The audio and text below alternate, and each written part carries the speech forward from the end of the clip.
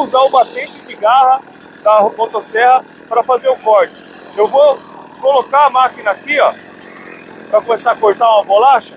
Eu deixo o batente de garra trabalhar por mim. Eu vou entrar acelerado, vou grudar e vou fazendo uma alavanca com o batente de garra. Ó, olha lá. Ó, tem pouca força. Deixa a máquina trabalhar. Ó.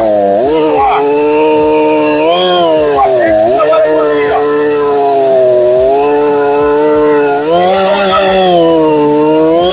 Cortou. Vou colocar no vídeo aí quanto tempo levou esse corte aqui. Valeu!